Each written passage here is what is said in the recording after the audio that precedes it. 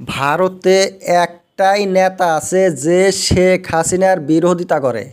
আসাদুদ্দিন ওয়েসি হায়দ্রাবাদের এমপি। উনি 4 মাস আগে যখন ভারতে আসে শেখ হাসিনা নরেন্দ্র মোদীকে কঠোর ভাষায় নিন্দা জানিয়েছিল ভারতে রাখার জন্যে। 4 মাস পরেও আসাদুদ্দিন আবার মনে করিয়ে দিল নরেন্দ্র মোদীকে প্রধানমন্ত্রী কেন শেখ হাসিনাকে ভারতে রেখেছে, কোন হিসাবে। অবশ্য আসাদুদ্দিন ওয়েসি হিন্দুদের উপর যে হামলা হচ্ছে, আক্রমণ হচ্ছে বাংলাদেশে, তার সহানুভূতি জানিয়েছিল, নরেন্দ্র মোদীকে সাপোর্ট করেছিল।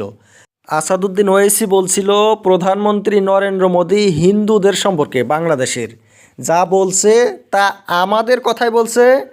আমি প্রধানমন্ত্রীকে এই বিষয়ে প্রশংসা করি, কিন্তু শেখ হাসিনাকে যে ভারতে রেখেছে এইটা ঠিক কাজ করে নাই। তাড়াতাড়ি বাংলাদেশে পাঠিয়ে দেওয়া উচিত, অ্যারেস্ট করে শেখ হাসিনাকে। ভারতের মধ্যে কিন্তু রাজনৈতিক দল রয়েছে মোদির বিরুদ্ধে, বেশিরভাগ দল, কিন্তু তারা এই শেখ হাসিনার বিরোধিতা করে নাই, মোদির বিরুদ্ধে কিছু বলে নাই, সাপোর্ট করেছে। সর্বদলীয় বৈঠক ডেকেছিল প্রধানমন্ত্রী নরেন্দ্র মোদী যখন শেখ হাসিনা ভারতে আসলো। সব দল সাপোর্ট করেছিল মোদিকে, যে মোদি যা করবে আমরা সঙ্গে থাকবো।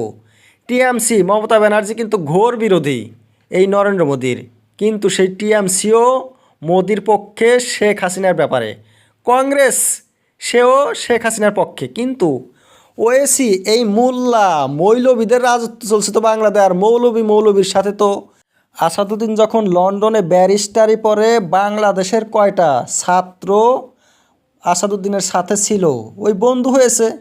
ওনার বন্ধু কয়টা, বাংলাদেশের ব্যারিস্টার কয়টা শেখ হাসিনার বিরুদ্ধে, তো সেই জন্যে আসাদুদ্দিন ওয়েসিও ওই বিরুদ্ধে। আর তাছাড়া মোল্লার টান আছে, জঙ্গলি টান আছে। শেখ হাসিনা বিপদের মধ্যে আছে, তাই ভারত ওনাকে আশ্রয় দিয়েছে। বাংলাদেশ বর্তমান জঙ্গলিদের, গুন্ডাদের দেশ। কারা রাজত্ব করছে, তাদের কোনো বিচার বিবেচনা আছে নাকি? মোল্লারা কোনো জ্ঞান রাখছে নাকি কোরআনের? এই জঙ্গলিদের হাত থেকে, বাংলাদেশের গুন্ডাদের হাত থেকে শেখ হাসিনাকে বাঁচানোর জন্যে ভারত দেওয়া হয়েছে আশ্রয়। এইখানে কোনো ঠোসা পড়ার কথাই নাই। কিন্তু এই অন্ধ মৌলবীরা কোন জ্ঞান বা রাখে, কোন দিক দিয়ে কী কথা বলে, একদম অন্ধ।